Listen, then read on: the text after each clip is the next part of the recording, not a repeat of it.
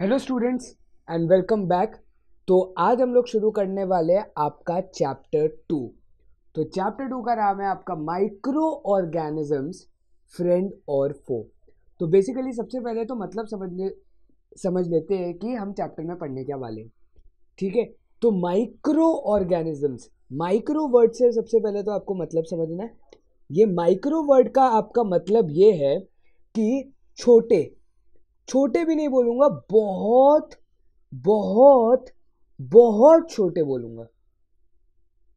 इसका मतलब ये जो आपके नेकेड आई से, मतलब जो नॉर्मल आपका विजन है उससे आप नहीं देख सकते, इन्हें इन्हें आप नहीं देख सकते अपने नेकेड आई से। तो उन ऑर्गेनिजम्स, ऑर्गेनिजम्स आपको पता है इसका मतलब क्या होता है, जीव जंतु।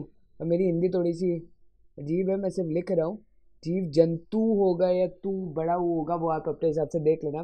ठीक है, जीव जंतु आपके क्या होते हैं, ऑर्गेनिजम्स होते हैं।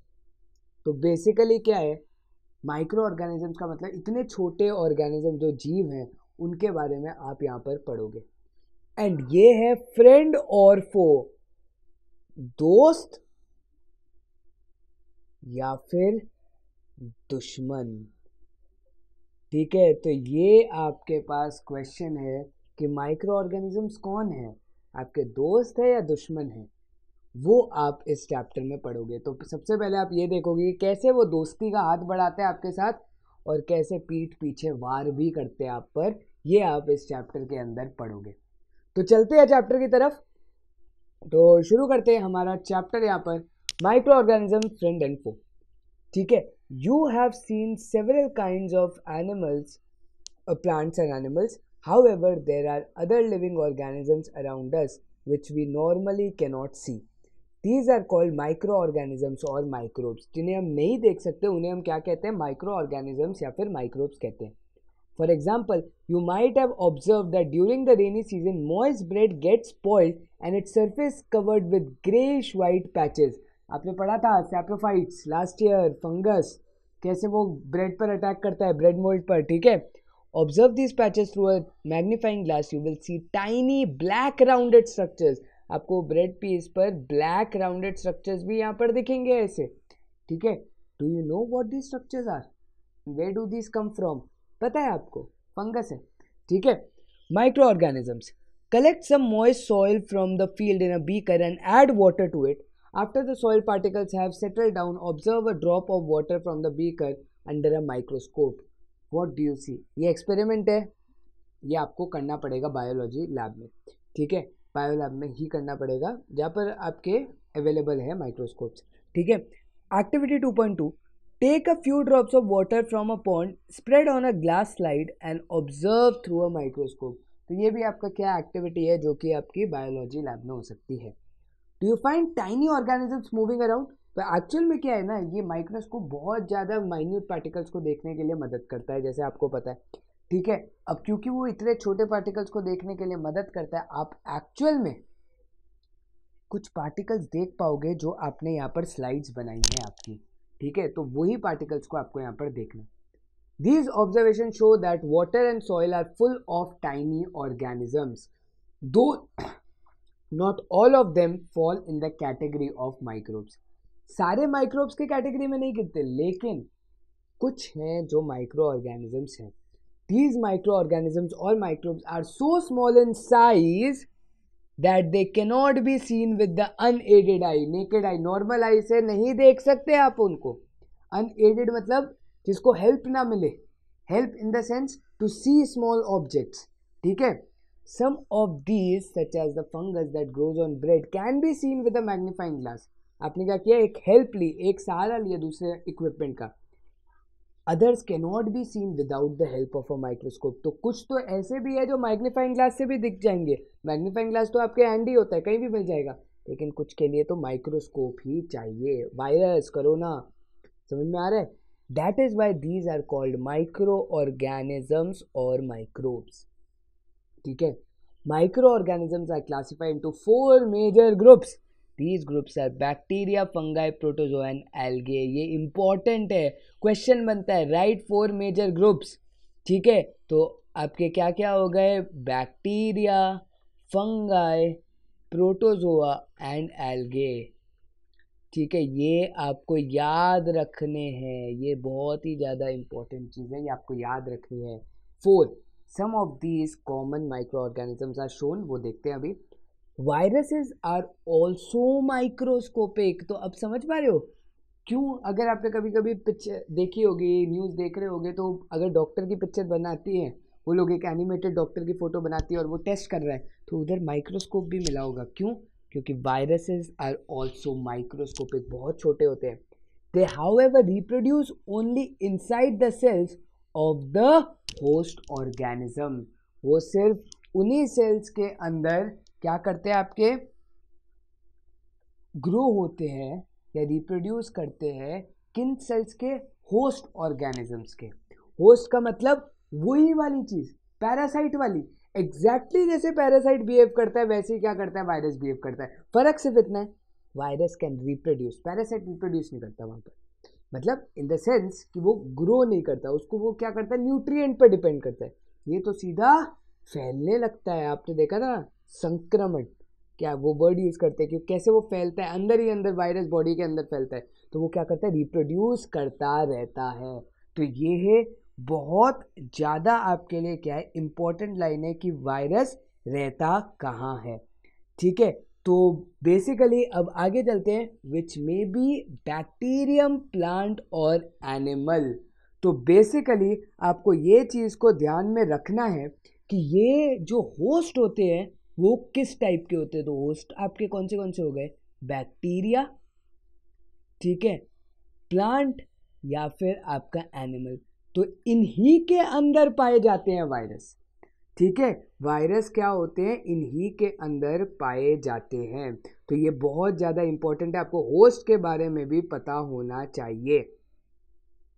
ठीक है, some of the viruses are shown common ailments like cold, influenza, flu, and most coughs are caused by virus. Serious diseases like polio, chickenpox are also caused by virus. तो ये सब भी वायरस से caused होते हैं। ठीक है, ये important है।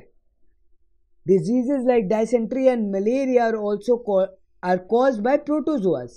ठीक है, प्रोटोजोआ ऑर्गेनिज्म है, अभी आपको दिखेंगे। ठीक है, ये आपके जैसे बैक्टीरिया है, फंगस है, ये इस टाइप के क्या है, ऑर्गेनिजम्स होते हैं ये।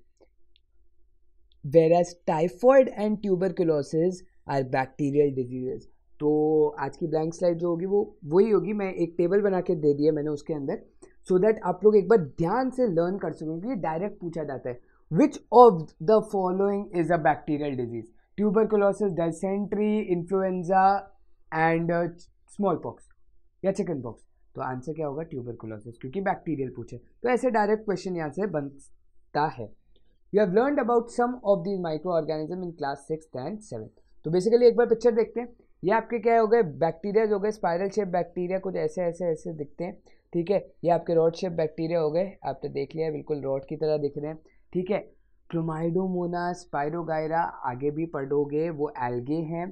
Protozoa, amoeba, second chapter, unicellular organism, pseudopodia पढ़ा था, it is an type of protozoa. ठीक है, पैरामीशियम क्या है, प्रोटोजोआ है।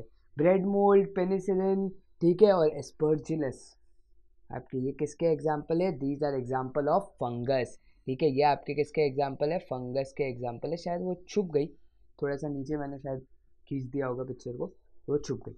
ठीक है, तो बेसिकली ये आपके क्या है, फंगस होते हैं। ये भी आपको नाम याद रखते हैं। Identify the organism and tell its category. Amoeba, मतलब अमीबा की पिक्चर ड्रॉ की गई होगी, आइडेंटिफाई करना होगा तो अमीबा, और फिर वो किस कैटेगरी का है, मतलब प्रोटोजोआ कैटेगरी का है। ठीक है, अब ये है पिक्चर आपकी किसकी, वायरस की। तो बेसिकली ये है आपका वायरस, कैसा दिखता है, बिल्कुल ही ऐसा मतलब कीड़े जैसा दिखता है। और आपने देखा होगा कि अभी भी जो कोरोना है वो बॉल शेप स्ट्रक्चर में उसके ऐसे ऐसे निकले हुए पार्ट्स। ठीक है, बेसिकली वायरस क्या होता है, स्प्रेडिंग होता है, क्योंकि इसके हर ये जो नेल्स होते हैं, नेल लाइक स्ट्रक्चर जो होता है इसका, या बाहर का जो स्ट्रक्चर होता है, बेसिकली इसकी जो प्रोटेक्टिव लेयर है, ये जो इसकी प्रोटेक्टिव लेयर होती है ना, इसको हम लोग एक स्पेशल नाम बोलते हैं, और जिसका नाम होता है इन द सेंस, इसको हम लोग बोलते हैं कैप्सिड। कैप्सूल होती है ना, बिल्कुल वैसी ये डिराइव एक तरीके से वही है। कैप्सिड, कैप्सिड क्या होती है, इसकी प्रोटेक्टिव लेयरिंग होती है। क्योंकि अब देखो, आप कोई भी दूसरे एनवायरनमेंट पे रहोगे, किसी के अंडर रह रहे हो, सपोज आप वैसे आप बाहर सोते हो, ठीक है, ड्राइंग रूम में सोते हो रोज एसी चला के, अब एकदम से आप बेडरूम में सोते हो जहाँ पर एसी नहीं है, तो बेसिकली क्या है, चेंज इन एटमॉस्फेयर है। अगर चेंज इन एटमॉस्फेयर है तो आपको पता है जब सर्दी का मौसम होता है तो क्या होता है, एकदम से आपके मतलब कफ हो सकता है, कोल्ड हो सकता है, कुछ भी, जब बार बार एटमॉस्फेयर चेंज होता रहता है, ठंडी सर्दी मतलब ठंडी गर्मी ऐसा होता है। तो बेसिकली यही जो ये आपकी कैप्सिड है ना, ये वॉल उसकी जो है प्रोटेक्टिव लेयरिंग, ये इसको अनफेवरेबल कंडीशन से बचा के रखता है, ठीक है। तो ये कैप्सिड है और बेसिकली ये जहाँ तक पता है वो आपका ना प्रोटीन से बनता है। ये चीज़ हमेशा याद रखना, क्योंकि प्रोटीन सी ऐसी चीज़ है, आपको पता है बिल्डिंग ब्लॉक है, बचाता है आपको पूरे टाइम। तो कैप्सिड भी क्या है, प्रोटीन से बनता है। तो ये हमारा डिस्कशन था typically categories of micro organism पर। आज का लास्ट टॉपिक होगा where do micro organism live, और हम लोग जो मेडिसिनल पर्पज है उससे पहले रोक देंगे, मतलब माइक्रो ऑर्गेनिज्म एंड अस वाले पार्ट के अंदर मेडिसिनल पर्पज से पहले मैं रोक दूंगा, ठीक है। तो वेयर डू ऑर्गेनिज्म लिव, ये आप बहुत आराम से पढ़ सकते हो, ठीक है। माइक्रो ऑर्गेनिज्म में be single cell like bacteria, some algae and protozoa, और multi cellular such as algae and fungus. Basically single cellular मतलब जिसका एक ही सेल हो, मल्टी सेलुलर मतलब जिनके पास एक से ज़्यादा सेल हो। और सेल आपने पढ़ा था फर्स्ट चैप्टर के अंदर न्यूट्रिशन इन प्लांट्स वाले, ठीक है। They can survive under all types of environment ranging from ice cold climate to hot springs and desert to marshy land. तो हर जगह ये लोग सर्वाइव कर जाते हैं, और इसलिए बोलते हैं हर जगह वायरस है। Even in your body right now you have virus, कोई ना कोई आपका स्पेशल बैक्टीरिया होगा, वायरस होगा, जो अंदर ही अंदर बॉडी के प्रेजेंट होता है। लैक्टोबैसिलस एसिडोफिलस, नाम याद रखना, आगे यूज करने वाला हूँ। लैक्टोबैसिलस सिर्फ यूज करूंगा, लेकिन लैक्टोबैसिलस एसिडोफिलस ये आपके इंटेस्टाइन के अंदर प्रेजेंट होता है, ठीक है। ये आपके क्या होता है, इंटेस्टाइन के अंदर प्रेजेंट होता है। अब ये कहाँ से आता है, ये लैक्टिक एसिड का फॉर्मेशन है, पढ़ा था रेस्पिरेशन प्रोसेस में, उसमें ये काम आता है। तो this bacteria is present in your body right now, ठीक है। तो बेसिकली बैक्टीरियाज हर जगह रहते हैं। They are also found inside the bodies of animals including humans, तो ह्यूमन्स के अंदर भी प्रेजेंट होते हैं। Some micro organism grow on other micro organisms while other exist freely. तो कुछ माइक्रो ऑर्गेनिज्म दूसरे माइक्रो ऑर्गेनिज्म पर रहते हैं या ऑर्गेनिजम्स पर रहते हैं, जबकि कुछ होते हैं जो फ्रीली ऐसी हवा में घूमते हैं, ठीक है। Micro organism like amoeba can live alone while fungus and bacteria में लिव इन कॉलोनीज। कॉलोनीज मतलब एक तरीके से झुंड में रहते हैं, अकेले नहीं रहते, ठीक है। तो ये आपका था कहाँ पर वो लोग रहते हैं। बहुत सिंपल सी बात है, कहीं भी रह सकते हैं, होस्ट पे रह सकते हैं, आपके एनिमल्स पे रह सकते हैं। और ये लास्ट वाली कंडीशन, कुछ लोग फ्रीली रहते हैं और कुछ लोग कॉलोनीज में रहते हैं, बस इतना सही है, ठीक है। अब है आपका micro organisms and us. Micro organism play an important role in our lives. Some of them are beneficial in many ways, whereas some others are harmful and cause diseases. Let us study, ठीक है, let us study about them in detail, ठीक है। तो पहले हम लोग friendly micro organism, friend and foe, friendly पहले हम लोग देखने वाले हैं। तो micro organisms are used for various purposes. They are used in preparation of curd, bread and cake. Yeast के बारे में पढ़ा था लास्ट ईयर, एनारोबिक रेस्पिरेशन, उसमें एक वर्ड पढ़ा था फर्मेंटेशन, आगे आने वाला है, याद रखना, ठीक है। Micro organisms have been used for the production of alcohol since ages. आपने एक और चीज़, चलो ये तो ठीक है, एक नॉर्मल सी लाइन थी, लेकिन आपने एक चीज़ सुना होगा, मम्मी अगर कभी केक बनाती है तो वो इनो डालती है. क्या है इनो के अंदर? कुछ नहीं, कुछ माइक्रो ऑर्गेनिजम्स है जो ब्रेड, केक, जो ऊपर लाइन लिखी है उसके लिए यूजफुल होते हैं. समझ में आया? तो ये चीज़ होती है, प्रेजेंट होती है इनों में. सोडा क्या करता है, राइज अप करता है, फ्लफीनेस देता है, इसलिए, ठीक है. They are also used in cleaning up of the environment. For example the organic waste, vegetable peels, remains of animals, feces, etc. are broken down into harmless and usable substances by bacteria. तो basically आपके कुछ ये जो animal pieces होते हैं, जो आपने पढ़ा था कहाँ, डाइजेस्टर टैंक, लास्ट ईयर वो टैंक पढ़े थे आपने कि कैसे एरोबिक बैक्टीरिया डालते हैं, एनारोबिक बैक्टीरिया डालते हैं, स्लज बनता है. बैक्टीरिया क्या है, माइक्रो ऑर्गेनिजम्स ही तो हैं. और आपने यूज़ किया था पूरा वेस्ट वाटर ट्रीटमेंट प्लांट में, तो ये वही सारी चीज़ें हैं, समझ में आई बात। Recall that bacteria also use in preparation of medicine in agriculture, they are use to increase soil fertility by fixing nitrogen, जिसके बारे में हम लोग पूरा का पूरा पार्ट है आपका लास्ट इस चैप्टर के, तो पूरे लास्ट में आप लोग नाइट्रोजन फिक्सेशन ही पढ़ोगे, ठीक है, वो आगे डिस्कस करेंगे सॉइल फर्टिलिटी कैसे होता है। अभी आगे बढ़ते हैं, making of curd and bread. You have learnt in class 7 that milk is turned into curd by bacteria, and the name of this bacteria is lactobacillus. याद रखना, lactobacillus is the name of the bacteria which converts milk into curd. याद होना चाहिए, लिखा हुआ है यहाँ पर। I saw that my mother added a little curd to warm milk to set curd for the next day. I wondered why. अब क्यों? Curd contains several microorganisms. Of these, the bacterium Lactobacillus promotes the formation of curd. बहुत ही important line है, bacteria का नाम याद रखना है। It multiplies in milk and converts it into curd. ठीक है, multiplies in milk, converts it into curd. Bacteria are also involved in the making of cheese. Basically कुछ नहीं है, मिल्क के अंदर इसकी ग्रोथ होती रहती है, रिप्रोड्यूस करता रहता है, और फाइनली कर्ड में क्या होता है, मिल्क को कन्वर्ट कर देता है। समझ में आई बात। Bacteria are also involve in the making of cheese, pickles and many other food items. And important ingredient of rava, sooji, idlis are and bhaturas is curd. तो कर्ड एक्चुअली मम्मी से पूछना है कि उसमें भी डलता है। Can you guess why? Reproduce कर रहा है, ग्रोथ, फ्लफीनेस, पूछना है एक बार, ठीक है। नेक्स्ट पार्ट है, ये एक्टिविटी देख लेना। टेक हाफ kg फ्लावर आटा, add some sugar and mix with warm water, add a small amount of yeast powder and knead it to make a soft dough. What do you observe after 2 hours? Do you find dough rising? ये हमने पढ़ा हुआ है anaerobic respiration कैसे होती है, ठीक है, तो इससे राइज अप होता है। East produces rapidly, reproduces rapidly and produces carbon dioxide during respiration. Last year पढ़ा था, वही सेम चीज़ है, पता है आप लोग को, ठीक है। Bubbles of the gases fill the dough and increase its volume. तो बेसिकली ये क्या करते हैं, जो सपोज ये ऑर्गेनिज्म है, ईस्ट है, ये क्या है, गैसेज निकालेगा, किसकी गैसेज निकालेगा, CO2 की, मतलब कैल्शियम, कार्बन डाइऑक्साइड की। तो कार्बन डाइऑक्साइड की जब ये गैस निकालेगा, इसके जो बबल्स होते हैं वो क्या बनाते हैं, आपके डो को क्या बनाते हैं, फ्लफी बना देते हैं, क्योंकि ये स्पेस ले रहे हैं, आपके ये पार्टिकल्स क्या ले रहे हैं, स्पेस ले रहे हैं, इसलिए, ठीक है। तो this is the basis of the use of yeast in the baking industry for making bread, pastry and cake। तो आपको पता है ये सारी चीज़ें क्या होती है, फ्लफी होती हैं, इसलिए ये यूजफुल है।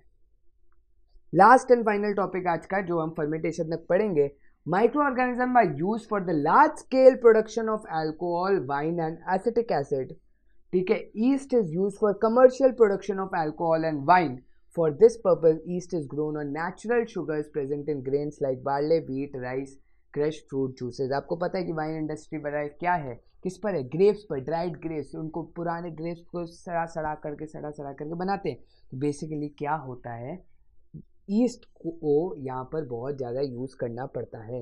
ईस्ट ही ऐसा एक ऑर्गेनिज्म है, बहुत ऑर्गेनिजम्स होते हैं, लेकिन ईस्ट एक ऐसा ऑर्गेनिज्म है जो क्या करता है, शुगर जो यहाँ पर है, राइस बार्ले के अंदर जो ये शुगर है, उसको क्या करता है, कन्वर्ट करता है किसके अंदर, अल्कोहल के अंदर, ठीक है। Take a 500 ml beaker, filled with 3/4 with water, dissolve 2 to 3 teaspoons of sugar in it, add half a teaspoon of yeast powder to the sugar, keep it covered. Now smell the solution. अगर किसी को east मिल जाए ना, ये example एक बार try करना और सूंघ के देखना कि कैसी स्मेल आ रही है, कई नशा थोड़ी हो गया, ठीक है। तो बेसिकली क्या है, आप बस एक बार स्मेल सूंघ के देखना, तो क्या पता, ठीक है, कुछ लोग को पसंद भी आ सकती है, कुछ लोग को खराब भी लग सकती है, लेकिन आप बस एक बार ट्राई करना, कहीं मिल जाए तो एक्सपेरिमेंट करने की ट्राई करना। कुछ स्मेल, एक आपको डिफरेंट सी स्मेल पता लगेगी कि ईस्ट कैसे शुगर को, नॉर्मल शुगर को कन्वर्ट करता है, किसमें, अल्कोहल के अंदर कन्वर्ट करता है। This is the smell of alcohol as sugar has been converted into alcohol by yeast. This process of conversion of sugar into alcohol is known as fermentation, discovered by Louis Pasteur in 1857. 1857, class 8 आ गए हो तो history में पढ़ोगे। 1857 जब attack किया था, वहाँ आपके मंगल पांडे वरा लोगों ने, सबने साथ में जब अटैक किया था, ये वही डेट है, वही साल है, यहाँ पर हम बैठ करके लड़ाई कर रहे थे और ये बैठ के माशे डिस्कवर कर रहे थे चीज़ों को, ठीक है। तो बेसिकली ये हिस्ट्री में पढ़ोगे, लेकिन मेन इंपॉर्टेंट चीज़ है कि फर्मेंटेशन क्या होता है, conversion of sugar into alcohol. तो आई होप यहाँ तक बहुत ही ईजी था, हमने सिर्फ पढ़ा है। आज है क्या, माइक्रो ऑर्गेनिज्म होते क्या है, दिखते नहीं है, बहुत छोटे होते हैं। तो बेसिकली एक बार ब्लैंक साइड पर चल जाते हैं और फिर इसको समअप कर लेते हैं इस चैप्टर को। तो माइक्रोब्स और micro organism are tiny organism which are so small that we can not see them with an unaided eye, ठीक है। Lactobacillus is a bacteria that multiplies in milk and help in formation of curd, जो हमने पढ़ा, बहुत ज़्यादा important है। Process of conversion of sugar into alcohol is fermentation, ये भी बहुत ज़्यादा इंपॉर्टेंट है, एग्जैक्ट डेफिनेशन है 1 मार्क की। और ये हमने डिजीजेस को पढ़ा, जो मैंने आपको कहा था कि एक टेबल में मैंने बना दिया सो दैट आप लोग यहाँ पर देख सको। बेसिकली आज कुछ नहीं पढ़ा, माइक्रोब्स पढ़ लिए, उनके फिगर्स देख लिए, और हमने ये देख लिया आज कि कहाँ कहाँ पर यूज़ होता है। सॉइल फर्टिलिटी जो मैंने आपको कहा था, बाद में हम लोग डिस्कस करेंगे। फिर हमने ब्रेड देखा था, फिर हमने बेसिक फंगस देखा कि कैसे वो ग्रोथ होता है, फिर हमने ईस्ट के बारे में पढ़ा, ठीक है, और दही के बारे में पढ़ा इंपॉर्टेंटली, ठीक है। तो दही और ईस्ट तो आपका बहुत ज़्यादा इंपॉर्टेंट था, ये 2 प्रोसेसेस, ठीक है। बाकी सॉइल फर्टिलिटी हम आगे पढ़ेंगे। और अभी वैक्सीन वगैरह भी बची है, और ज़्यादा यूज़ होता है, अभी भी यूजेस बचे हैं, क्योंकि अगला जो लेक्चर होगा उसमें मैं पूरे एक टेबल में आपको यूजेस समराइज कर दूंगा, ठीक है। अभी मैंने ज़्यादा खींचा नहीं, मतलब ज़्यादा पढ़ाया नहीं, खींचा तो यही है, लेकिन बेसिकली अगले लेक्चर के अंदर समराइज कर दूंगा कितने यूजेज हैं आपको, ठीक है। तो यहाँ पर होता है आज का लेक्चर खत्म। I hope you enjoyed it. मिलते हैं हम लोग नेक्स्ट लेक्चर में, कोई भी डाउट पूछ लेना, सिंपल, ठीक है। Thank you guys for watching, meet you in the next lecture, thank you.